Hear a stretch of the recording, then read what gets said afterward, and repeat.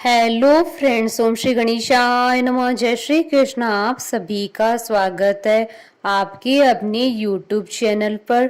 Friends, आज हम आपको इस वीडियो में बताने जा रहे हैं पद्म पुराण के अनुसार वैशाख मास महात्म्य के 5वें अध्याय के बारे में।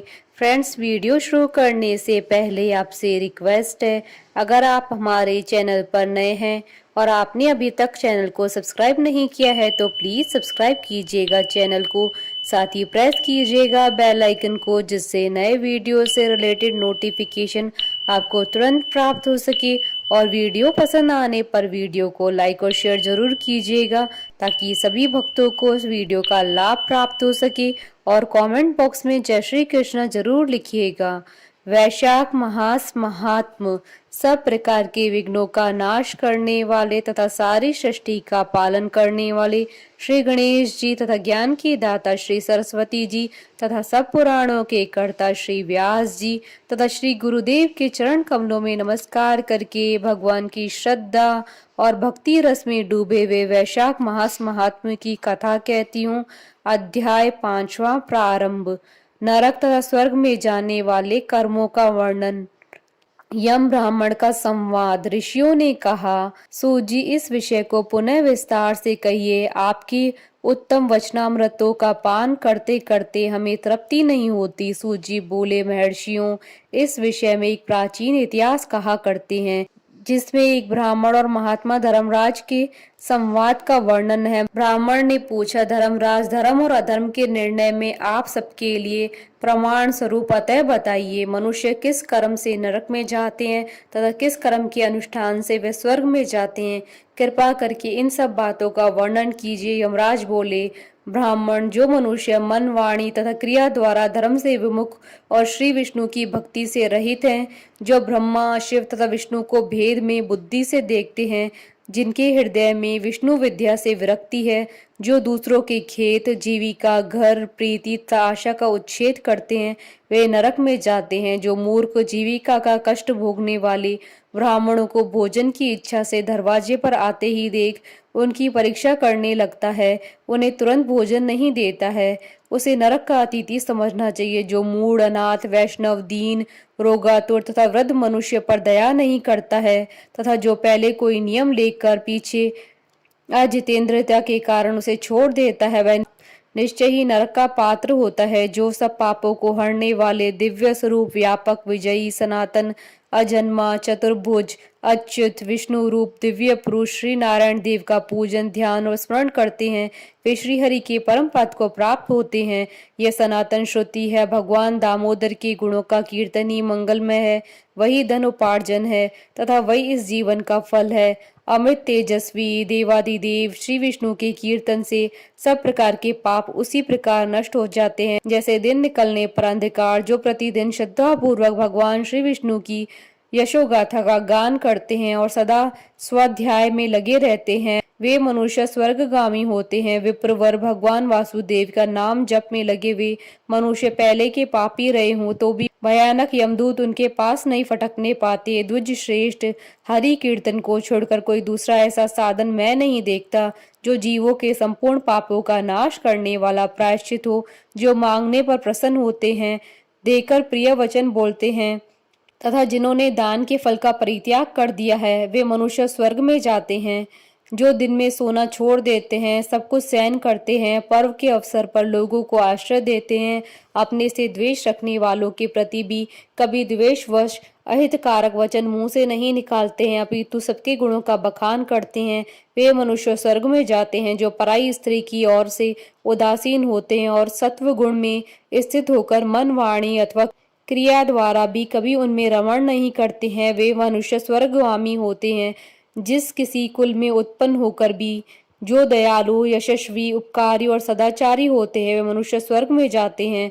जो व्रत को क्रोध से, लक्ष्मी को डाह से, विद्या को मान और अपमान से, आत्मा को प्रमाद से, बुद्धि को लोभ से, मन को काम से तथा धर्म को कुसंग से बचाए रखते हैं वे मनुष्य स्वर्गगामी होते हैं। विप्र जो शुक्ल और कृष्ण पक्ष में भी एकादशी का विधि पूर्वक उपवास करते हैं वे मनुष्य स्वर्ग में जाते हैं। समस्त पालकों का पालन करने के लिए जैसे माता बनाई गई है तथा रोगियों की रक्षा के लिए जैसे औषध की रचना हुई है, उसी प्रकार संपूर्ण लोगों की रक्षा के निमित्त एकादशी तिथि का निर्माण हुआ है। एकादशी के व्रत के समान पाप से रक्षा करने वाला कोई दूसरा साधन नहीं है।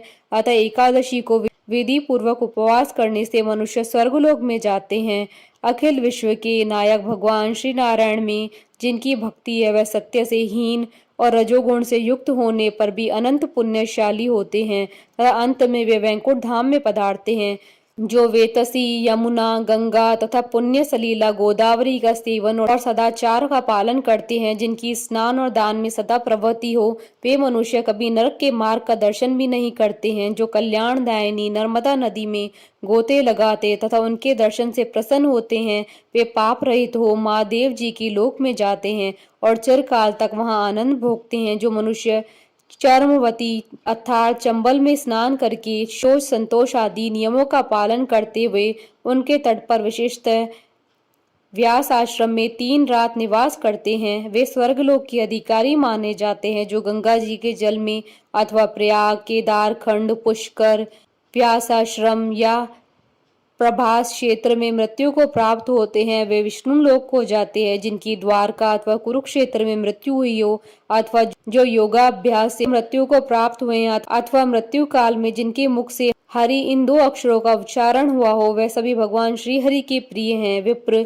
जो द्वारकापुरी में 3 रात भी ठहर जाता है, वह अपनी 11 इंद्रियों द्वारा किए हुए सारे पापों को नष्ट करके स्वर्ग में जाता है। ऐसी वहां की मर्यादा है। वैष्णव व्रत अर्थात एकादशी के पालन से होने वाला धर्म तथा यज्ञादि के अनुष्ठान से उत्पन्न होने वाला धर्म, इन दोनों को विधाता ने तराजू पर रखकर तोला था। उस समय इनमें से पहले का ही पलड़ा भारी रहा। ब्राह्मण जो एकादशी का सेवन करते हैं तथा जो अच्युत अच्युत कहकर भगवान नाम का कीर्तन करते हैं, उन पर मेरा शासन नहीं चलता है। मैं तो स्वयं ही उनसे बहुत डरता हूँ। जो मनुष्य प्रत्येक मास में 1 दिन अमावस्या को श्राद्ध के नियम का पालन करते हैं और ऐसा करने के कारण जिनके पितृ सदा तृप्त रहते हैं, वे धन्य हैं, वे स्वर्गगामी हैं। भोजन तैयार होने पर जो आदर पूर्वक उसे दूसरों को परोसते हैं और भोजन देते समय जिनके चेहरे के रंग में परिवर्तन नहीं होता है, वह शिष्ट पुरुष स्वर्गलोक में जाते हैं। जो मृत्यु लोक के भीतर भगवान श्री नारायण के आवास स्थान बद्रिका आश्रम में और नंदा अर्थात सरस्वती के तट पर 3 रात निवास करते हैं, वे धन्यवाद के पात्र और भगवान श्री विष्णु के प्रिय हैं। हे ब्राह्मण जो भगवान पुरुषोत्तम के समीप जगन्नाथपुरी में 6 मास तक निवास कर चुके हैं, वे अच्युत स्वरूप और दर्शन मात्र से समस्त पापों को हर लेने वाले हैं। जो अनेक जन्मों में उपार्जित पुण्य के प्रभाव से काशीपुरी में जाकर मणिकर्णिका के जल में गोते लगाते और श्री विश्वनाथ जी के चरणों में मस्तक झुकाते हैं, वे भी इस लोक में आने पर मेरे वंदनीय होते हैं। जो श्रीहरि की पूजा करके पृथ्वी पर कुश और तिल बिछाकर चारों ओर तिल बिखेरते और लोहा तथा दूध देने वाली गोदान करके विधि पूर्वक मृत्यु को प्राप्त होते हैं, मनुष्य स्वर्ग को जाते हैं। जो पुत्रों को उत्पन्न करके उन्हें पिता पितामह के पद पर बिठाकर ममता और अहंकार से रहित होकर वे मरते हैं, वे स्वर्गलोक के अधिकारी होते हैं। जो चोरी डकैती से दूर रहकर सदा अपने ही धन से संतुष्ट होते हैं अथवा अपने भाग्य पर निर्भर रहकर जीविका चलाते हैं, वे मनुष्य स्वर्गगामी होते हैं। जो स्वागत करते हुए शुद्ध पीड़ा रहित मधुर तथा पाप रहित वाणी का प्रयोग करते हैं, वे स्वर्ग में जाते हैं। जो दान धर्म में प्रवृत्त तथा धर्म मार्ग के अनुयायी पुरुषों का उत्साह बढ़ाते हैं, वे चिरकाल तक स्वर्ग में आनंद भोगते हैं। जो हेमंत ऋतु अर्थात शीतकाल में सूखी हुई लकड़ी, गर्मी में शीतल जल तथा वर्षा में आश्रय प्रदान करता है, वह स्वर्गलोक में सम्मानित होता है। जो नित्य नैमित्तक आदि पुस्तक पुण्य कालों में भक्ति पूर्वक श्राद्ध करता है, वह निश्चय ही देवलोक का भागी होता है। दरिद्र का दान, सामर्थ्यशाली की क्षमा, नौजवानों की तपस्या, ज्ञानियों का मौन, सुख भोगने के योग्य पुरुषों की सुखेच्छा निवृत्ति तथा संपूर्ण प्राणियों पर दया, ये सद्गुण स्वर्ग में ले जाते हैं। ध्यान युक्त तप भव सागर से तारने वाला है और पाप को पतन करने का कारण बताया गया है। यह बिल्कुल सत्य है, इसमें संदेह की गुंजाइश नहीं है। हे ब्राह्मण, स्वर्ग की राह पर ले जाने वाले समस्त साधनों को मैंने यहाँ संक्षेप में वर्णन किया। अब तुम और क्या सुनना चाहते हो? इति श्री पद्म पुराण अंतर्गत 5वां अध्याय संपूर्ण। बोलिए भगवान विष्णु की जय, सनातन धर्म की जय। हमारे साथ इस वीडियो में अंत तक बने रहने के लिए आपका धन्यवाद। ओम श्री गणेशाय नमः। जय श्री कृष्णा।